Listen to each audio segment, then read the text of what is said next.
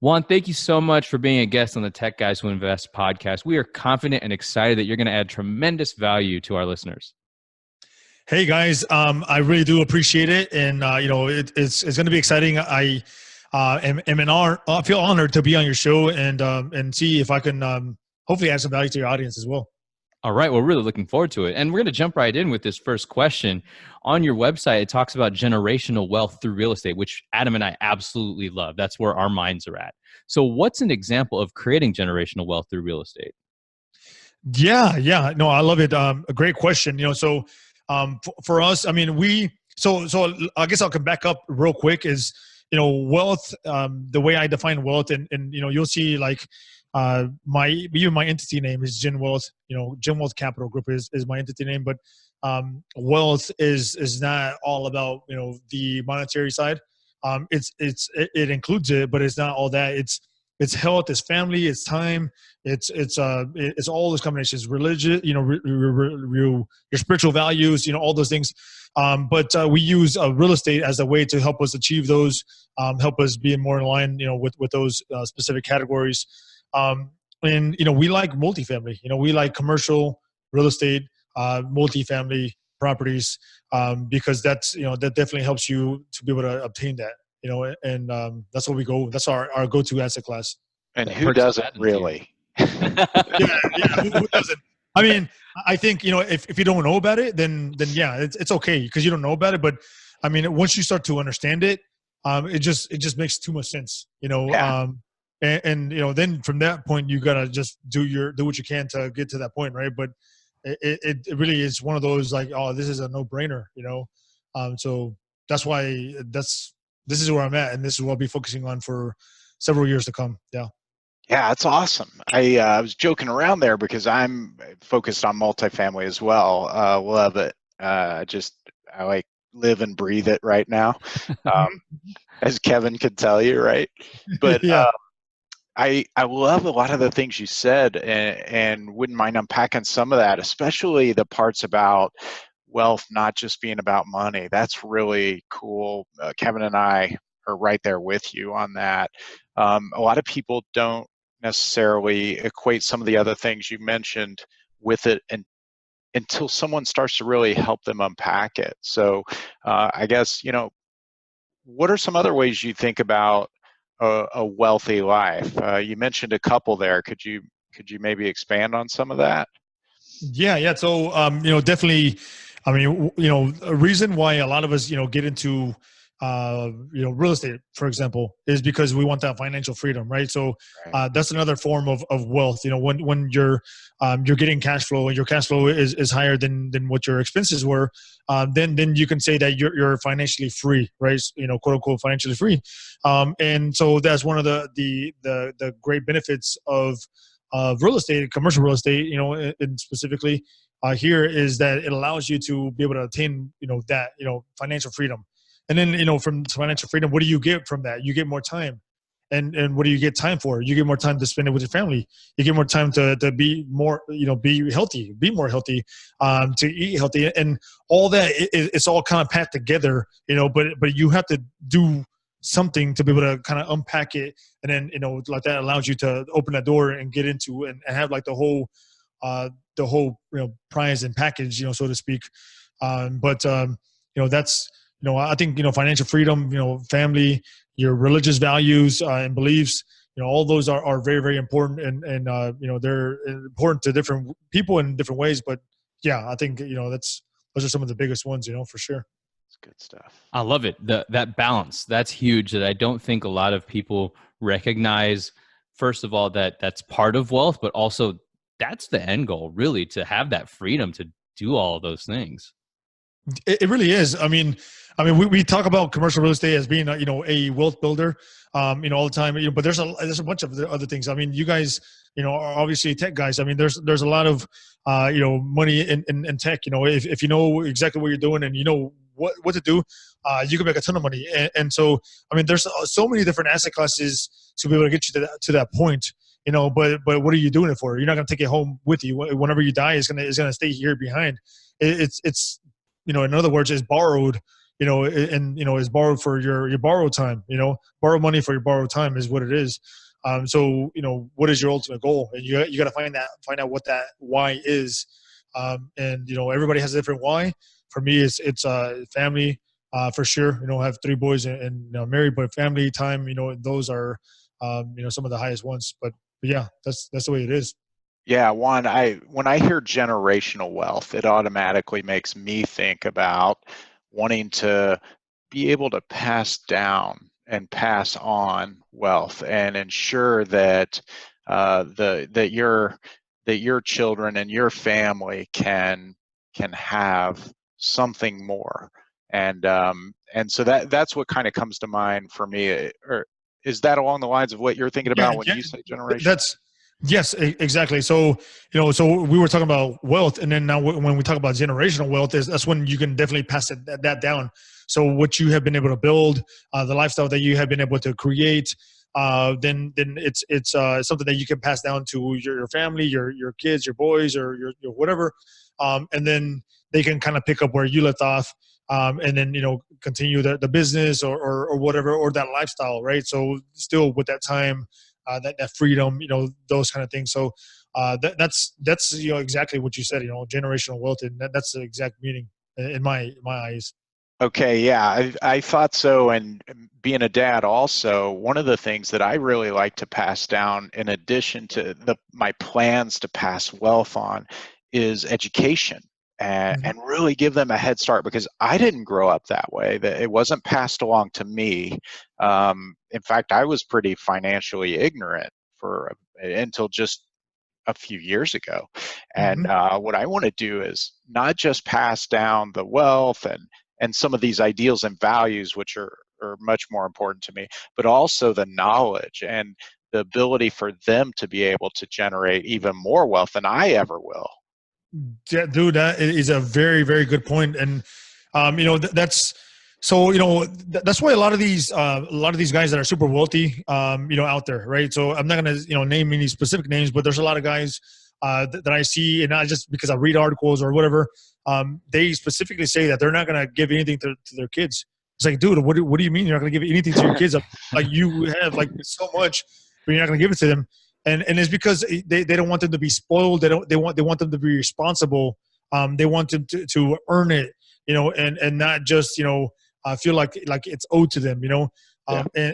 And part of that is being financially educated, right? Because if you're not financially educated, you can have all the money in the world, and you still have a chance to lose it all because you're just not there. So you have to make financially educated decisions, throughout your life, as a child, in that situation, and make them great decisions as well. So that's a very good point. You have to want to pass that down, and because it's not easy, and I mean, Right. especially in the country, we're a capitalist country, so you gotta try to do what you can, on that.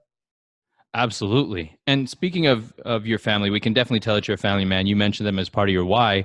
For other investors, how can you recommend, or what advice would you give them on them trying to figure out what that why is? Yeah, man. So that's a very good question. Man, you guys are asking good questions. That's a very good question, man. So I would say that find out what it is that when you close your eyes, and this may sound kind of silly, but when you close your eyes at night, you're thinking, what is it that what's your purpose? You're gonna get up the next day for what? Everybody can get up to go to work, and everybody can get up to go do this or go do that, but what is the ultimate reason? And if you have a family, usually. Not all the times, because there's some crazy people out there that wouldn't put their family in, but usually that's going to be your family at the top of the list, right?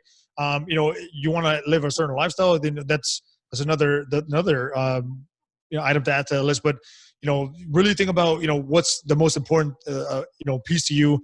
If you could take everything away, what is the one thing that you could not live without? What is the one thing that you or people that you could not live without? And that's usually that's your why, Wow. I've never heard it broken down that simply in that question. But when you think about that, what is the one thing you can't live without? I think that's huge. And thanks for sharing that. That's a really good tip. Yeah, I love that. That's cool. Yeah, And thanks.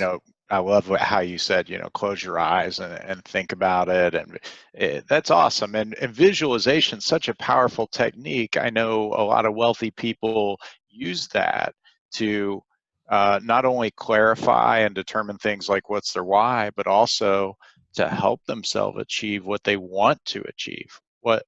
What is your what? How does that look for you, so that if you can see yourself getting there, you'll be able to get there? Do you use anything like visualization? And I guess to just tack onto that, do you have a morning routine that you like to use? You, you know, um, we're talking about this in closing our eyes, and we're talking about visualization, but honestly, I don't have anything specific that I go on like off of on a daily basis. Pretty much my morning routine, and it shifts every time. It's a little different, but it depends if I'm traveling or if I'm not traveling, because that'll definitely change things. But I'm at home, then get up, sometimes I go to the gym. If I don't go to the gym in the morning, then I'll go at night. But I try to make sure that I get my gym time in as much as possible. And that's one thing that I can't go without, right? And so the other thing that I like to do in the mornings, sometimes I'll do it at night, but like I prefer to do it in the mornings is read, because for me, and I've read this many places over several times, but I just tend to also be able to focus and retain more information early in the morning when I'm reading, or something like that. So I don't do a lot of visualization, but I do, have prayers and say, hey, thank you God for allowing me to live another day. Let's go out there and crush it. Those kind of things. Awesome. And so yeah, those kind of things. Just be thankful for what you have and where you're at. But and then from there, it's time to get to work. So Yeah. just try to tackle the most the most feared task that I have for the day, or one of the ones that's like, man, like I gotta take care of that, but I'm not looking forward to it. Just knock it out. Be the first one they knock out, and then it makes your day much more productive. At least for me, that's what I try to do. Just get I that. love that.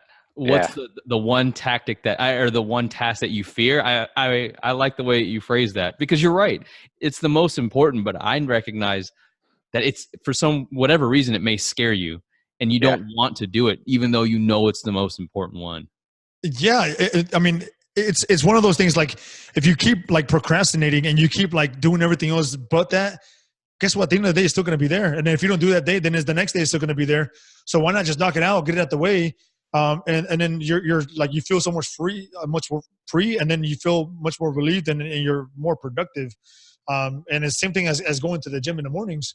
You go to the gym in the morning and you're like crushing all this weight and you're doing all this and that, and then you shower and you're like, man, I feel good. Like your body feels good, and you're just like ready to crush the day. So it's the same kind of situation. Just knock it out and get it out the way, and you'll see you'll be way more productive and feel much better. Oh, that's great. Yeah, I like that a lot. So Juan, tell us about what you're focusing on right now. Are you focusing on multifamily apartments, or what are you focusing on right now? Yeah. So we do multifamily apartments, commercial. So we're not, when we say commercial, is 5 units or higher. Although we don't do anything like necessarily less than 100. So we try to focus on projects that are 150 units and higher. I'm based out of Texas, in Houston, Texas. So we try to look for properties, acquisitions within Houston, DFW, San Antonio. Recently we acquired a property. Actually, this past Friday, we acquired a property in Phoenix, Arizona, and that's another strong market that we like. But yeah, so these are multifamily properties. 150 units and higher is kind of what our range is. Congrats on that Arizona deal, by the way. Oh, thank you. Yeah. And speaking of the multifamily, what are you looking for in a market? And I know that's like a secret sauce type of question, but just an overall 30,000 foot view. Hey, this is something that we look for. This indicates this would be a good place for multifamily. Yeah, that's a very good question. So one of the first things we look for is it a landlord friendly state? Like, I like New York. I've been there several times. I think people are awesome there. It's just not a state where I would want to go and buy properties in, because guess what? The laws are not written in favor of the landlord. They're more written in favor of the tenant. Same thing in California. California's a beautiful state, but the laws just don't help us out, right? So I like to look for states that have those landlord-friendly laws, and then from there, okay, so what do we have there? Now let's look for a business-friendly state, right? Is it business-friendly? Do we see jobs coming in? Because if you have jobs coming in, then what does that do? That creates people to come in. That creates a population growth. Job growth equals a population growth, which equals a demand growth, and which equals a rent growth. Like kind of like that, right? Mm-hmm. Not in a situation, but in most cases, right? So definitely job growth, population growth, those type of things. What's going on in that market. And also we look for historicals, try to see what happened, in the prior recession, and then try to analyze it and underwrite it that way and see if it works out, and just being conservative on on that. So that's a long question to your quick answer, or your a long answer to your quick question. Oh, that's good. Good. A lot of good stuff in there. Actually, several things I wouldn't mind unpacking. One of them, for our listeners who may not be immersed in this right now, can you explain just fairly quickly, high level, what landlord friendly means? When you say landlord friendly, what does that mean? Good question. So, like for example, in California, a lot of the tenants, they can be on your property even if you file for an eviction. Then they can still be on your property, 6 months, 9 months, a year from now, right? Wow. And it's not necessarily that you're not doing your job. It's just that the laws are not in favor of the landlord, so they can stay on the property until it's like everything's finalized. And I don't know all their rules and regulations. So I won't go necessarily into all, like more specific detail, but they are allowed to be on your property much longer than, say, for example, Texas, which, is a state where, hey, if you haven't paid your rent, then, okay, we're filing an eviction. You got 30 days. 30 days, then if you're not out, then, hey, guess what? We're calling the sheriff. The sheriff is coming in to get you out. That's kind of the situations that we look for, because if they're not paying, then how can the property's not going to perform, right? So you have to make sure that the property performs, and you got to make sure that your tenants are also doing their part by paying their rent. Yeah, that's a big consideration. I could see where that would take a big hit to the income. For sure. And then there's also some other regulations, such as late fees. There's some states that allow you only to charge a certain amount of late fees. And then there's other states that allow you to charge more. And then all it does is it pushes the tenants to want to pay their rent, right? Catch up to it, because otherwise they're gonna keep getting charged the late fees. And so, but there's other states that say, no, you're only gonna charge this very little, and that's it. So that doesn't motivate the tenant to want to pay, and it actually incentivizes them to stay, longer without paying, because they're not gonna get penalized any further. Absolutely. Yeah. So those are kind of things that I would say that's kind of define, high level view, what a landlord friendly state is versus one that's not. Gotcha. And of course, I guess it's worth noting that if you had questions about that and you were looking to invest in a particular state, going to a lawyer is probably one of the best resources, a real estate lawyer who deals with that, right? Yeah, a lawyer could definitely help you out, and they'll be able to guide you.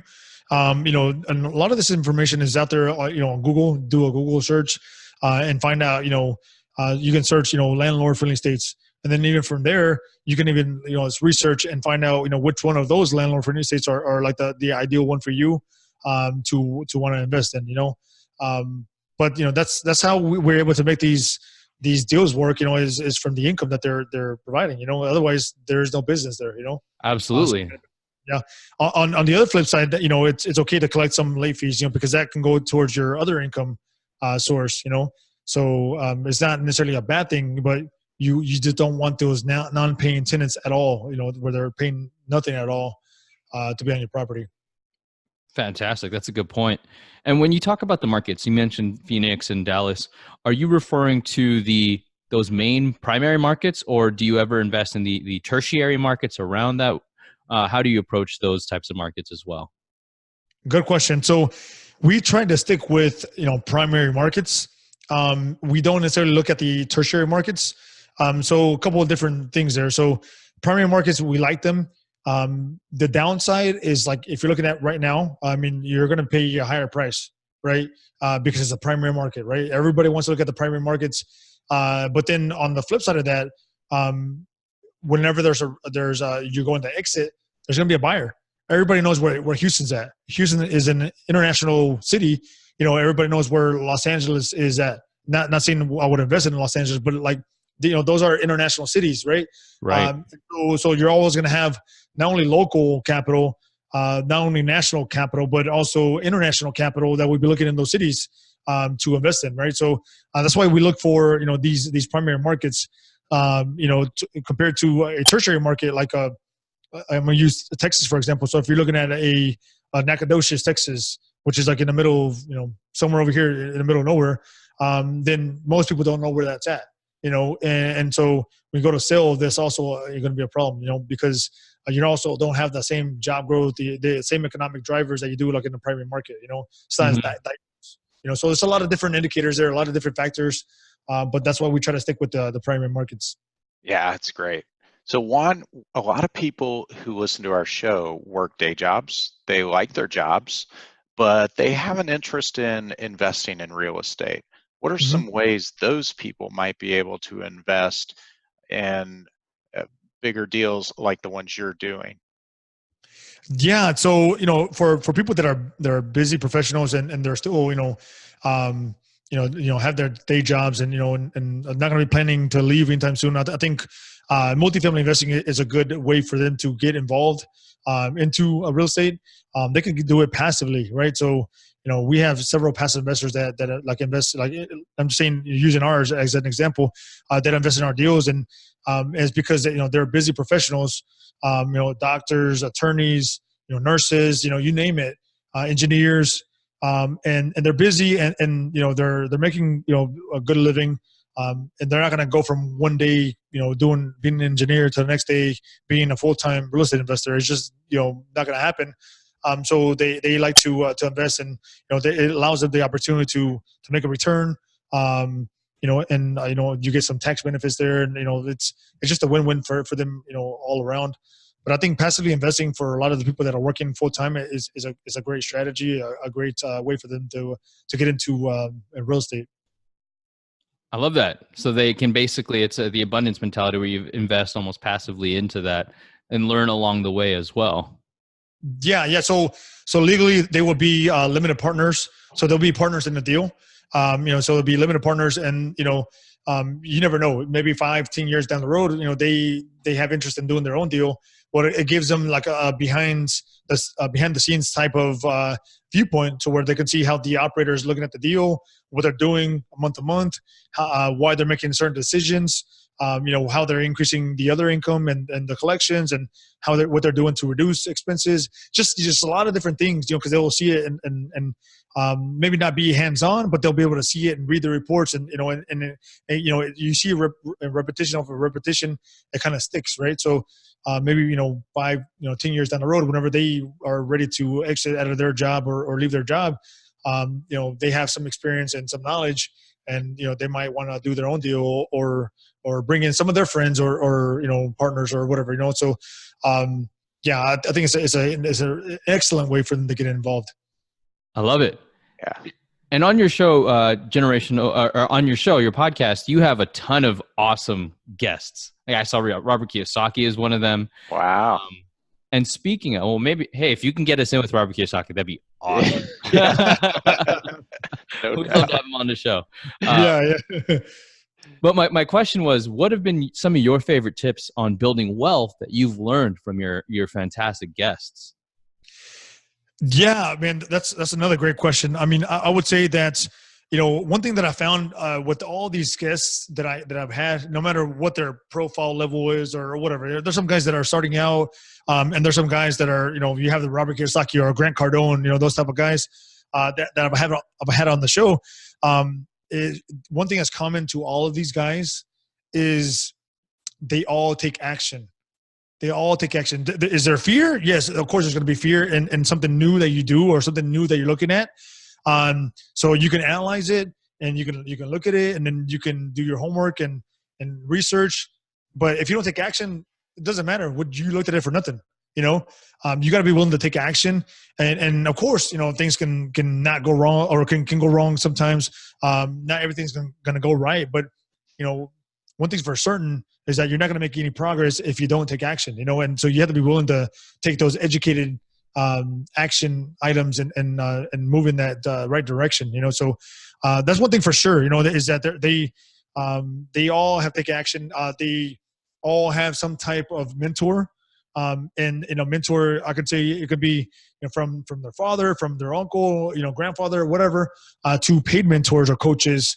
Somewhere along the line, they all have had that, and they all have surrounded themselves with some highly intelligent people. They try not to be like the smartest guy, in the room, so to speak. So they always try to have their team, smarter than them. And so those are some of the common things that I see, come up, time after time again. So yeah, I would say those some of them. For sure. That is fantastic. I think you just gave our audience some real nuggets there. I love some of the things you just said. So thanks for that. And this kind of, we're in the learning track here right now. So I want to shift gears a little, but stay with the learning theme and ask you about how you teach your kids and some things you're teaching them right now as they're growing. Yeah. So for my kids, I make them read. I make them read first of all, they make them read regular books, but I also make them read like some of the financial books that I've learned. So some of the common ones are like Rich Dad Poor Dad, like Cash Flow Quadrant, those kind of books. Nice. Just some of those. Those are those are not real estate specific. They're more like mindset specific. The Cash Flow Quadrant is a good book because it talks about different quadrants that people are in. You can be an employee. You can be self-employed or a small business. You can be a big business owner, or you can be an investor, right? So which side do you want to be on, the B and the I, or the E and the S? And so it kind of shifts your thinking a little bit, and you're like, hey, I want to be on the B and the I, which is the business owner and the investor, because one, you get to build your own business, so you get pride of ownership right there. But you also, tax wise, it's huge, right? So when people think about business, they always think about the income. It's always income, and taxes is very little. And I'm not a CPA. I'm not claiming to be a CPA at all. But taxes is something that gets dismissed or doesn't get talked about enough, right? If you think about it, taxes is your biggest expense that everybody has. And this is something that I teach my kids, so that's why I'm saying it, is the biggest expense that you have and that you're going to have when you become an adult. But yeah, it's something that we don't talk about. And the same thing as sports. I love sports. I'm a big sports guy, but what's the one thing that they always say in sports? Defense wins championships. Everybody always talks about income, but nobody talks about their taxes. What's the point of making all this income if you're giving it half away to the IRS or whatever, right? So real estate allows us to reduce those taxes dramatically, especially commercial real estate. And so that's one way that I tell them, and I tell other people as well, not just my kids, learn that the financial intelligence is something that doesn't go away. It sticks with you, right? You drill it in hard enough, like I am. Got to make sure that it doesn't go away, so absolutely. Start young. Yeah, I agree. Good stuff. Yeah. So teach them as much as you can, and hopefully they can learn from you, and things that you didn't get to learn when you were a child, and things that you wish was around when you were a child, and just give it to them. Hopefully they're much more better for it, because of it. Absolutely. Now, speaking of learning, Adam and I are educators, so we love just picking people's brains about resources and things of that nature. You mentioned a few of the resources you use for your kids. What are resources that you recommend when someone says, hey, how do I learn about financial education, or how do I learn about multifamily investing? What are books or podcasts or people that you recommend them researching? Yeah. So like for me, I got my start. If we're talking about real estate, in general, a lot of my early days, actually digging into the learning stages, was going through like sites like Bigger Pockets, right? So there's a biggerpockets.com. People can go there and they have a ton of information from I don't know, laundry facilities to storage units, multifamily to retail to whatever, anything and everything that's related to real estate. You can find information like that. So I started to go into the sites like that and just listen to different podcasts, books. Books are very, very important for you to continue that education. Never stop learning. Always keep pushing on that. So there's a lot of different sources that they can definitely pick up, for that. So I don't know if you'd like for me to get more specific, but there's definitely a lot of sources out there.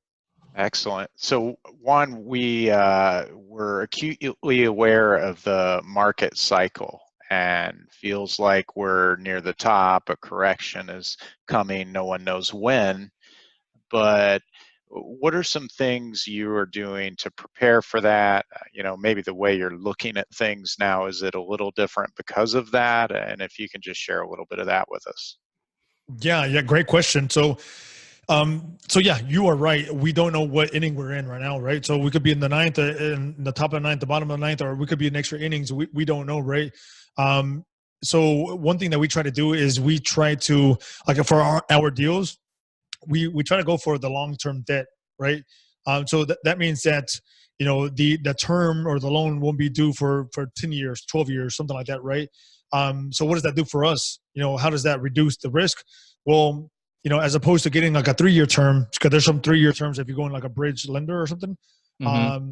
Some of the debt funds, you can go 3 years, 5 years, and they're a lot shorter. So what happens in 3 years or 5 years?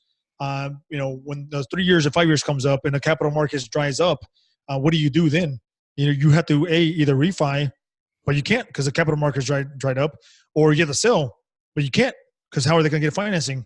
So those are some of the things that we look at. For that's why we look at the longer term debt. 10-year, 12-year, something like that, right?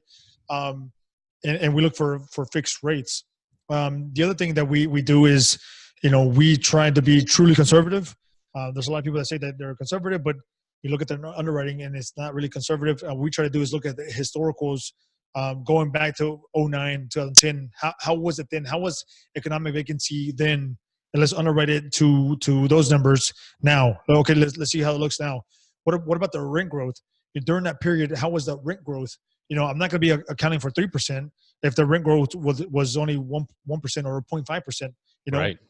We still don't account for 3% anyway. Like, for example, our Phoenix market, they're getting like 7-8% rent growth, and we in our deal that we did 2%.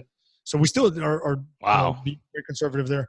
Nice. But also the cap rates. A cap rates is a big indicator of your returns. It's gonna really have a lot to do with your returns. It's gonna really affect it, right? So the lower the cap rate, the higher your returns that you're projecting.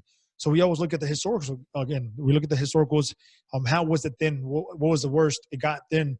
And then we underwrite for that. If it still makes sense, even if we accounted for all these different things, then it's a deal. We're moving forward with it, assuming the physical characteristics and the market are good. We're going to move forward with it. But you cannot be too aggressive, and you have to make sure that you check those boxes and being conservative there. Nice. I love it. Well, Juan, we wouldn't be tech guys if we didn't ask you a question about tech. So we want to know what piece of technology is your favorite at the moment that's doing the most for your business? For sure, I would say without a doubt is we keep it simple. We use Google Drive. So G Drive, that's where we share files. That's everything goes there. Like I use it pretty much like every single day. But I also use Dropbox. Dropbox is very important, for us to use, and we have a lot of our files as well. But I've used Slack. Slack is another good one for communication. I think that's awesome. And as I said, we're simple, so we also use just a regular calendar, like a Gmail, Google Calendar, and it works out great for us. So yeah, we don't use much more than that, but it works out great for us, So Fantastic. Keep it simple. Yeah, for absolutely. sure. Mm-hmm. That's awesome. Well, Juan, it has been really great having you on the show. I mean, I think you've given our listeners some fantastic value. So we want to thank you again for coming on the show. And if you can let us know where people can find you. Yeah. Thank you so much for having me on. I really do appreciate it. Somebody wants to get in contact with me or send me an email or anything like that, then they can reach me at Juan@genwealthcapital.com. That is Juan@genwealthcapital.com. And they can reach out to me through that or the website, genwealthcapital.com, or even social media. I'm all over social media, so they can reach out to me there too. Awesome. And we'll put that in the show notes. Yeah, thank you. Okay. Thanks, Juan. Thank you so much for your time. Hey, thank you guys. It was a pleasure. I had a lot of fun. Look forward to listening to the podcast as well. Excellent.